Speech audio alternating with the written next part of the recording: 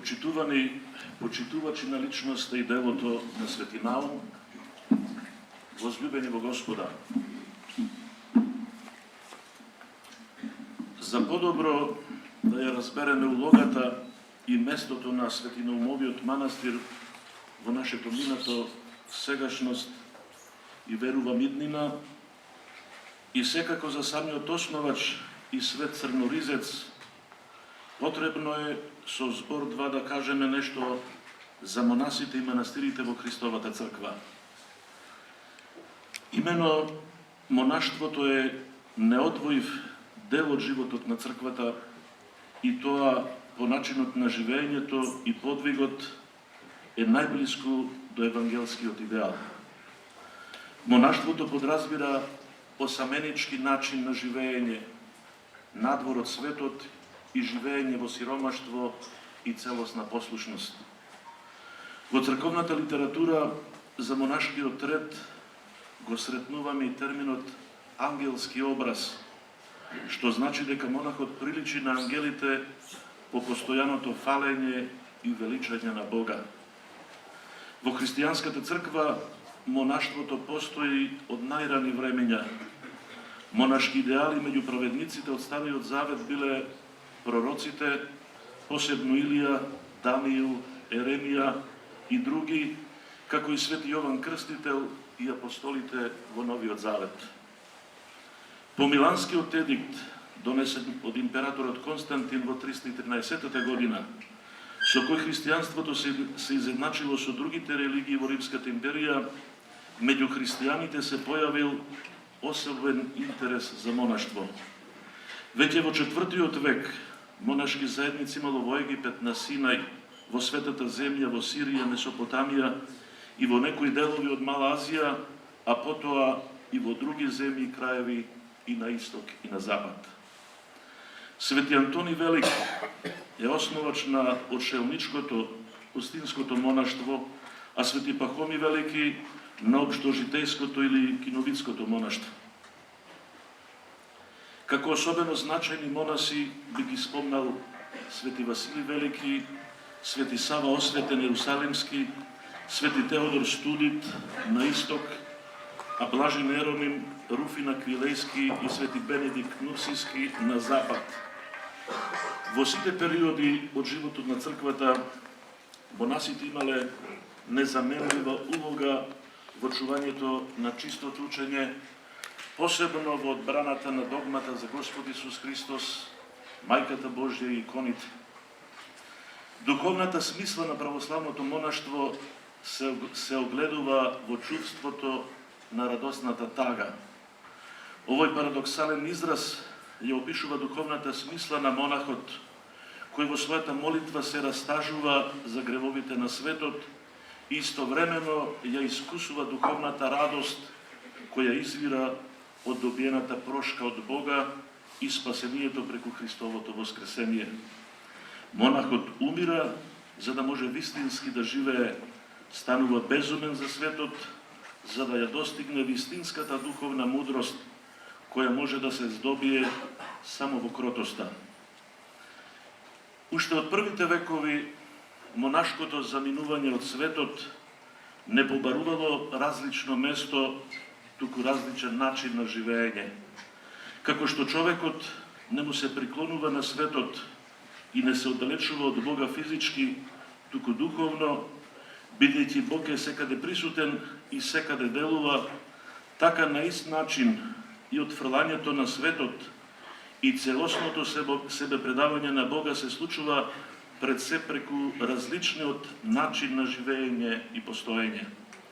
Тоа најасно може да се забележи во животот на првите христијански заедници, кои, иако живееле во еден ист свет со другите, тие биле потполно свесни дека не се израз на тој свет и дека не му припаѓаат, како на нив, така и на нас, односно на сите христијани и во сите времења се однесуваат Христовите зборови: иако сте од светот, вие не сте од светот.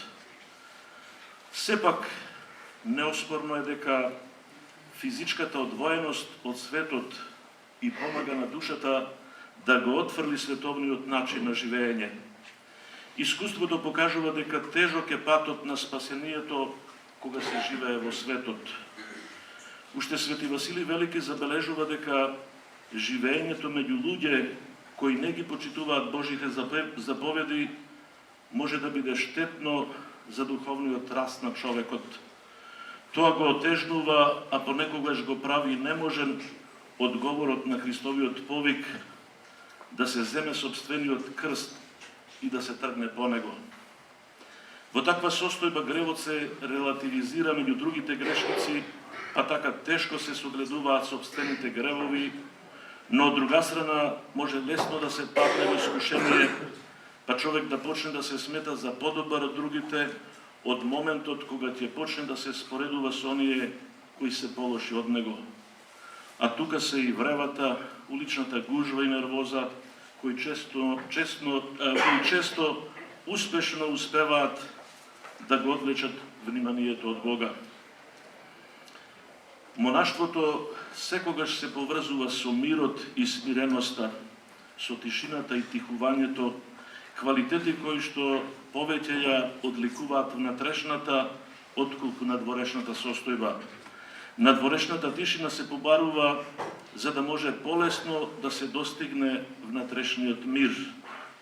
Но овој мир не подразбира пасивност, инертност или неактивност, туку одржување на буден ум и активен духовен живот, ревносно бдење над секој духовен потек и целосна предаденост на Бога.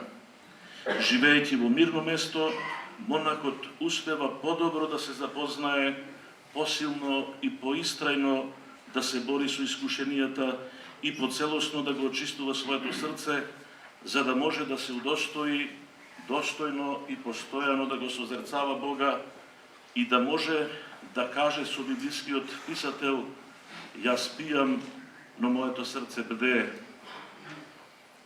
Возлюбени, Свети Наум уште во својата младост заминал од светот, но тоа не му пречело заедно со рамнопостолните браќа од Солун и другите нивни ученици да мине голем дел од светот, послушувајќи и следејќи ја Христовата порака: одете и научете ги сите народи, крштевајќи ги во името на Отецот и Синот и Светиот Дух. Отишол, но по Божја милост и промисла се вратил повторно таму од каде што најверојатно и тргнал. И само така заедно со својот собрат и сотрудник Свети Климент, Охридскиот чудотворец, можеле да ги запазат и умножат плодовите од Кирило-Методиевата мисија и евангелскиот труд на светите седмочисленици. И по сите перипетии, маки и страданија за време на мисиите и по учителствувањето во училиштето во Охрид, монахот Наум се повлекол на јужниот брег на Белото езеро и подигнал манастир, духовно сокровиште за неговото и за сите останати времења. Со својот ангелоподобен подвиг и основањето на манастирот, посветен на светите безтелесни сили, поставен е цврст темел на овдешното монаштво, на тој многу значен сегмент од христијанското и црковното живење. Токму затоа, не случајно, тој се смета за основоположник и покровител на македонското монаштво. Свети Наум дал многу и за тогашното, но уште повеќе за денешново време. Коренот посаден од овој подобник на ангелите израсна во прекрасно плодоносно духовно стебло. По примерот на Свети Наум, Охридскиот чудотворец, на овие македонски простори се подвизувале нашите преподобни отци Прохор Пчински, Јован Рилски, Јоаким Осоговски и Гаврил Естонски. Спомен заслужуваат и отците што живееле пред и за време на преродбата: Јоаким Крчовски, Теодосиј Синаицки, Кирил Печиновиќ, Партени и Анатолий Зографски и многу други. Тука би го вброил и Лесновскиот подвижник Светогорецот Гаврил, епископот Велички, возобновителот на монаштвото и богоугодникот од нашево време. Преку монашкото сведоштво на овие отци на нашата света црква, во наследство ни е пренесено големо духовно, но и книжевно и културно богатство. Но со своите плодови, Свети Наумовиот манастир ја засенува славата на многу големи и богати црковни зданија, не само во македонската земја, туку и пошироко. Според сведоштвата, еве на пример, во првата половина на 18 век, во времето на Охридскиот архиепископ Јоасав, тој манастир бил најпочитуваното светилиште во Охридската архиепископија.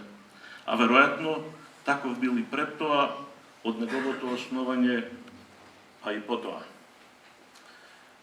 Но тоа не е само затоа што со своето фрескосликарство, иконопис и архитектура тој представува исклучителен и импозантен споменик на нашата средновековна култура, туку затоа што од времето на Свети Наум па се до денес манастирот не престанал да биде духовен, благодатен вруток, прибежиште на обремените, лекувалиште на страдалниците, придружник на сите наши страотни распетија и воскресенија.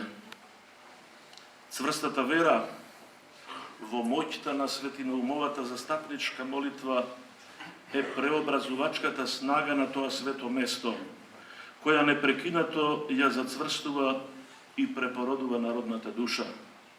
Реките народ покрај езерските води на манастирскиот празник, кој умее во молитвено смирение со часови да чека за да се поклони пред гробот на светиот Црноризец, е потврда за нераскинливата сроденост со светителот и икона на единството на земната и небесната црква. Со Свети Наум бележиме 10 векови созревање во Христа и како народ и како црква. По неговите молитви пред Всемилостивиот Господ, таа црква не престанува да плодороди и да се збогатува не со злато и сребро, туку со монашки рожби според неговиот монашки урнек. Најверно негово подражание и денес е скромниот Свети Наумов игумен, кој неуморно бдее над неговото земно-небесно светилиште и достојно го чува неговиот свет аманет. Сето ова значи дека и денешното наше монаштво има цврста подлога и неизбришлива основа поставена од светите пречественици. Како тогаш, така и денес, тоа е нашата сила, нашиот духовен браник и молитвено огниште околу кое се собираат и од кое се напојуваат верните чеда на нашата света црква. Неоспорно е дека најголемата величина и значење на Свети Наум се состои токму во неговата духовност, во неговата целосна предаденост на Бога и Божјата волја. Книгава, која нему му е посветена, е поделена на 3 дела, каде секој дел представува своевидна целина. Во првиот е представен животописот на Свети Наум преку еден од најстарите извори што постојат за него, но воедно се говори за неимарската дарба на овој предан ученик и сотрудник на светите браќа Кирил и Методи. Вториот е многу поконкретен и главно обединет околу една конкретна тема која ги опфаќа сите наслови уметноста во манастирот Свети Наум Охридски. Во третиот дел пак се говори обширно и за култот на Свети Наум, но не само во рамките на диецезата на Охридската архиепископија, туку и на други страни во обкружувањето на Светагора до Виена и Мишколц.